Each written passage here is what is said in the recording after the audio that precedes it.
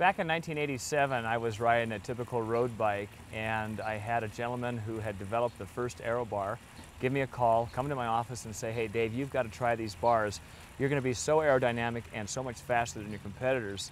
His original design was made out of wood. He was actually a wood craftsman, and he mounted these bikes, and I'm not sure if it was made out of aluminum or steel, but I think we lashed them on with rope or duct tape and put them on my bars, and I proceeded to ride around the parking lot. I had never felt so unwieldy in my entire life when I was on top of these bars, and being somewhat polite at the time, I said, you know, I just don't think they're going to work, but I think that, you know, they have some merit for the other guys.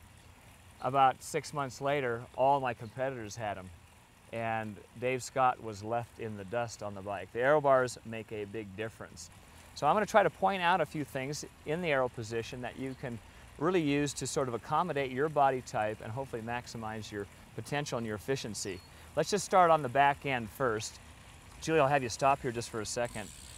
When I move around the back side here, a lot of times when we look at the hip position, the butt position on the bike, and we try to obtain that flat back position, I can push Julie down here and just sort of squish down here real low like that. Well, what happens, it causes her hips to rotate backwards, and ideally we want to start Julie seated up nice and tall to begin with. Come up on your pads here, Julie.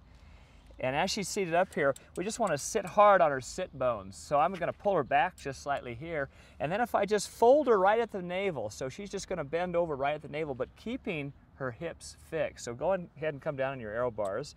And now we've got her in an aero position. Why do we do that? The power's got to be generated from the glutes and the hips. We can't think of being quad dominated.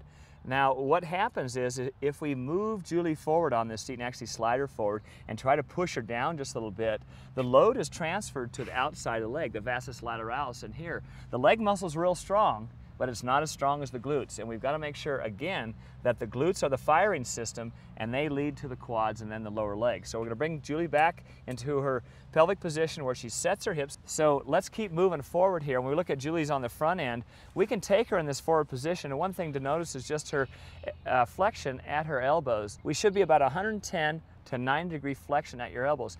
If we get too long out in front where we're really elongated, go ahead and scooch back, Julie, and just stretch your arms away. Just come way back.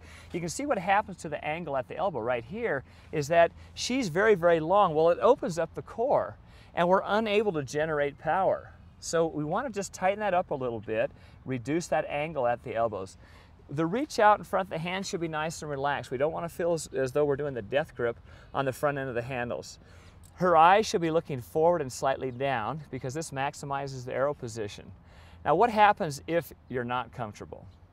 Well, if Julie starts screaming about 30 or 40 minutes into the bike ride, her low back starts to hurt, her hips start to bother, her upper traps up here start to bother her. What can we do? There's a couple simple things that we can start with, and one is just to check the pad height with the seat height. So Julie, if you can just stand up for a second and come off your saddle. If we just take a measurement from her sit bones on the saddle and measure that down, and we get a distance, and we can measure from her pads down and get that distance, what is the drop between the seat to her pads? In other words, how low can she get down in front here? Well, I could bring her way, way down, but again, that squishes that hip angle. So the optimum range really depends on hamstring, low back flexibility, and the range is between about 1 to 4 inch drop. And one little simple remedy just to try to get a feeling of whether or not you are in a comfortable position is to put a washcloth underneath her elbow pads just to give a little bit of elevation. And that can bring it up. I can do a double fold and bring it up just a little bit higher.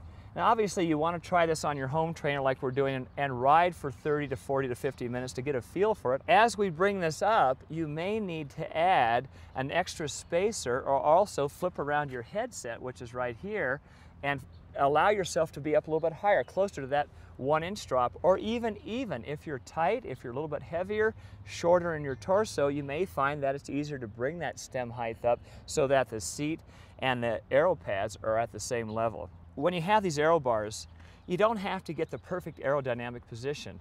Ideally, we want your elbows in tight. The wind tunnel studies show elbows tight, back is flat, head is down, hips are squeezed together slightly.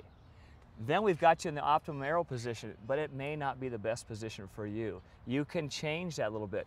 Make sure that you set the seat first, work on the back end, and then move forward. Once you've got that, you'll find that you'll be able to optimize that airflow, and you'll be able to stay down that aero position.